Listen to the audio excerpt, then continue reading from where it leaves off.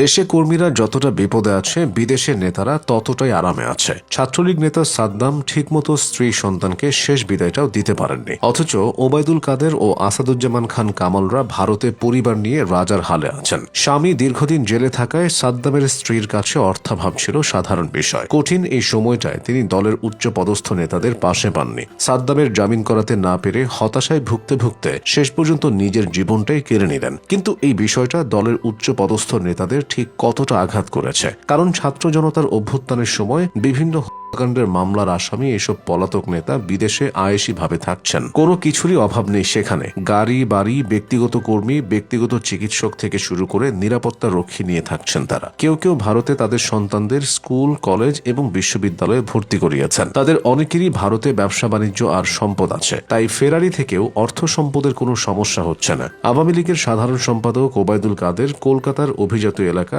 Rajarhat new টাউনের একটি ফ্ল্যাটে স্ত্রীকে নিয়ে থাকছেন। তিনি ডিএলএফ নিউ টাউন হাইটস প্লাজায় আছেন। এটি মূলত হাই রাইজ কমপ্লেক্স, যেখানে অত্যাধুনিক সকল সুযোগ সুবিধা আছে। ওবায়দুল কাদেরকে নিরাপত্তা দেওয়া, তার ফ্ল্যাট ভাড়ার টাকা দেওয়া, থাকা, খাওয়া, চিকিৎসা সহ যাবতীয় খরচ বহন করেন ফেনী 2 আসনের সাবেক এমপি নিজামুদ্দিন হাজারী। হাজারী নিজেও ওই ভবনের আরেকটি ফ্ল্যাটে থাকেন বলে জানা গেছে।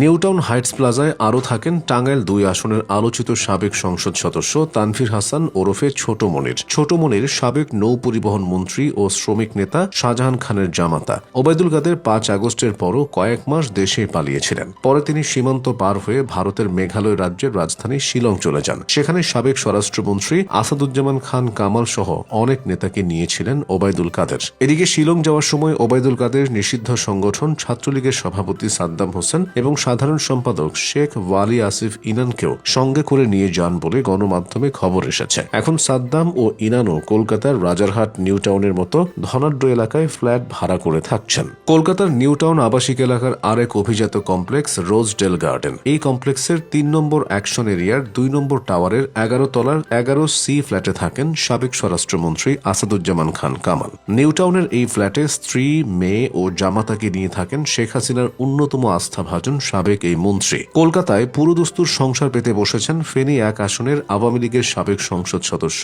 আলাউদ্দিন আহমেদ চৌধুরী নাসিম। তিনি স্ত্রী, ভাই বোন ও পরিবারের বেশিরভাগ সদস্যকে নিয়ে নিউ টাউনের অভিজাত এলাকা টাটা হাউজিং এভিনিউতে থাকেন। সেখানে তারা বিশাল আকারের 2টি ফ্ল্যাট ভাড়া নিয়েছেন। আওয়ামী লীগের সভাপতি মণ্ডলীর সদস্য জাহাঙ্গীর কবির নানক পূর্ব কলকাতার সল্ট লেকের একটি অত্যাধুনিক কমপ্লেক্সের ফ্ল্যাটে ভাড়া থাকেন। স্বয়ংক্রিয় ব্যবস্থা আর অত্যাধুনিক সুযোগ সুবিধা সম্পন্ন ওই কমপ্লেক্সে অনেক নামি দামি লোকজনও থাকেন। সাবেক পাট ও বস্ত্রমন্ত্রী নানকের সঙ্গে তার স্ত্রী, মেয়ে ও জামাতা থাকেন। আওয়ামী লীগের যুগ্ম সাধারণ সম্পাদক ও সাবেক সংসদ সদস্য আফম বাহাউদ্দিন নাসিম স্ত্রীকে নিয়ে থাকছেন কলকাতার আরেক আবাসিক এলাকা তপসিয়ায়। এছাড়া আওয়ামী লীগের প্রভাবশালী নেতাদের মধ্যে শেখ ফজলুল করিম সেলিম, শেখ হেলাল উদ্দিন ও তার ছেলে শেখ তন্ময়, নসরুল হামিদ বিপু সহ অনেকেই কলকাতা সহ ভারতের বিভিন্ন স্থানে অবস্থান করছেন। সাবেক শিক্ষামন্ত্রী মহিবুল হাসান চৌধুরী নওফেল কলকাতায় ভাড়া বাসায় থাকছেন। তার ব্রিটিশ বংশোদ্ভূত স্ত্রী ও 2 মেয়ে লন্ডনে থাকতেন। সম্প্রতি নওফেল তাদের কলকাতায় নিয়ে যান। আওয়ামী লীগের যুগ্ম সাধারণ সম্পাদক মাহবুল আলম হানিফ দিল্লিতে অবস্থান করছেন।